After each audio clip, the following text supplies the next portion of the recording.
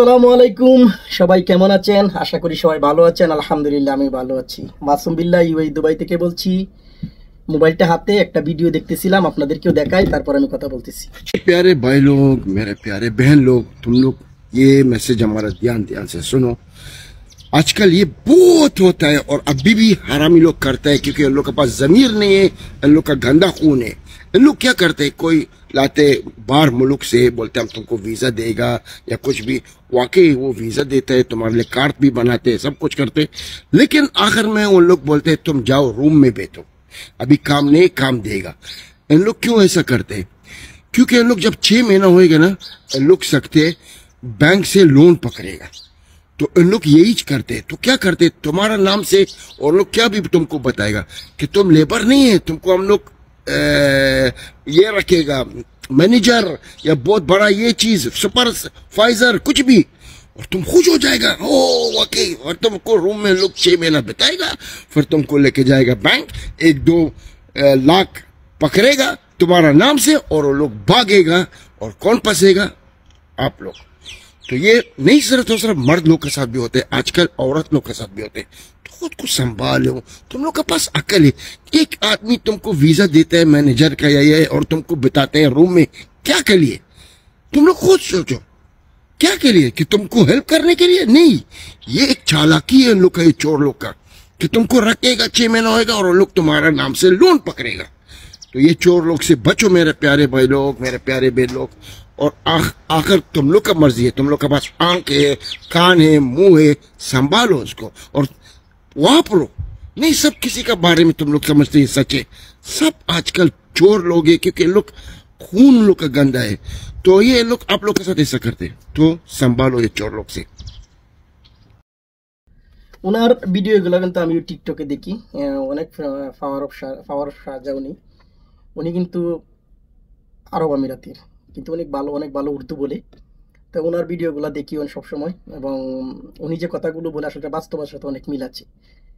এই যে আজকে যে কথাটা বললো ওটাও কিন্তু বাস্তবের সাথে মিল আছে। সেটা হলো যে আসলে এই টপিকের উপরে কিন্তু আমি অনেকগুলো কথা বলছি। যেমন আপনার অনেকেই ভিসা নিয়ে নেন, হ্যাঁ, আপনাকে ভিসা দিতেছে, ভিসার মধ্যে লেখা থাকে ম্যানেজার, পার্টনার, সুপারভাইজার, অনেক কিছুই। তারপর ধরেন দেশে নিয়ে আসলো, নিয়ে আসার পর আপনাকে একটা রুমে রাখা হলো, থাকলেন, আপনাকে খাবার দিতেছে, খরচের টাকা দিতেছে, দেশে পাঠাই দিচ্ছেন সেই টাকাও দিতেছে, দিয়ে দিয়ে কিন্তু রাখতেছে। আর ওই দিক দিয়ে আপনার মতো আরও 3-4 জন এরকম এই লাইসেন্স, যে লাইসেন্সটাতে আপনার ভিসা, সেই লাইসেন্সে আরও 3-4 জন এরকম ম্যানেজার বানাইছে, সুপারভাইজার বানায় তাদেরকে অন্য জায়গায় রাখছে, সেটা আপনিও জানেন না। তো এইভাবে রাখতে রাখতে রাখতে রাখতে হঠাৎ করে হলো কি, আপনাকে নিয়ে গেল ব্যাংকে, ঠিক আছে, আপনাকে ব্যাংকে নিয়ে সাইন নিল, বা বিভিন্ন কাজের মধ্যে সাইন নিয়ে লোন ধরুন 1 লাখ দিরহাম 2 লাখ দিরহাম লোন নিয়ে নিল, এভাবে অন্যদেরকে দিয়ে নিয়ে নিল, অথবা আপনারা বুঝতেও পারলেন না কি হইতেছে এখানে।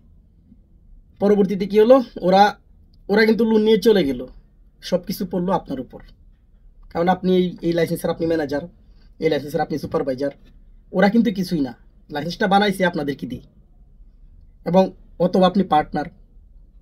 তাই উনি কথাটাই বলতেছে যে এদের থেকে সাবধান থাকবেন। আপনারা যারা ভিসা নেন, আসেন, আগে দেখেন কোন কোম্পানিতে যাইতেছেন, এই কোম্পানিতে আসলে রানিং অবস্থা আছে কিনা, এই কোম্পানিটাতে কত হাজার লোক কাজ করতেছে, কতদিন ধরে কাজ করতেছে, আপনি খবর নিতে পারেন যে আসলে এই কোম্পানিটা বাস্তব কিনা, এগুলো মাথায় রাখবেন। তবে দুবাই সরকার যে বর্তমান যে সিস্টেমটা করছে, অনেক মানুষ কিন্তু বেঁচে যাবে। সেটা হলো যে এইরকম যে পকেট লাইসেন্সগুলো ছিল সেগুলো ব্লক করে দিচ্ছে বর্তমানে, ঠিক আছে। এখন আর সহজে কেউ নিতে পারবে না, নিলে আপনার দোকান দেখাতে হবে, অনেক কিছুই দেখাতে হবে, দেখেই কিন্তু আপনাদেরকে লাইসেন্স দিতে হবে। আগের মতো সিস্টেম কিন্তু এখন আর নাই। কিন্তু যারা অলরেডি বিপদে পড়ে গেছে, আমার নিজেরই অভিজ্ঞতা থেকে একজন আছে, তাকে দেখিয়ে তার কাছ থেকে সাইন নিয়ে প্রায় 25,000 দিরহাম ব্যাংক থেকে লোন নিছে, সে নেয়া সব কিছু ওর উপরে ঢেলে দিছে, ও কিন্তু চলে গেছে। বর্তমানে কিন্তু সব কিছু ওই লোকের উপর, ওর লোন দিতে হবে বলতে তার কাছে পেপার পাঠাইছে যে লোন আমরা ব্যাংক পাই না, তো কেস মামলা করে দিবে, অনেক কিছুই। সে এখন দেশ থেকে টাকা এনে সেই লোনগুলো এখানে ডালতেছে। আসলে কত রকমের বাটপার যে ভাই আছে সেটা আপনারা বুঝবেন না বিদেশ আসলে। আসলে আমরা যখন আসছি, আমাদের আত্মীয় স্বজন ছিল, মামা ছিল, তিনি নিয়ে আসছিল, আব্বা ছিল এখানে, পরবর্তীতে আমরা যাদেরকে নিয়ে আসছি বর্তমানে, যে আমাদের ফ্যাক্টরি আছে সেখানে 50 জনের মতো কাজ করি, তাদেরকেও আমাদের কাছে নিয়ে আসছি, সেজন্য কিন্তু আজকে হয় নাই বিপদ। কিন্তু আমাদের চোখের সামনে অনেক বিপদ দেখছি আমরা। তাই সাবধান থাকবেন দালাল থেকে, বাটপার দিক থেকে। আল্লাহ তাআলা সকলকে হেফাজত করুক। আমিন।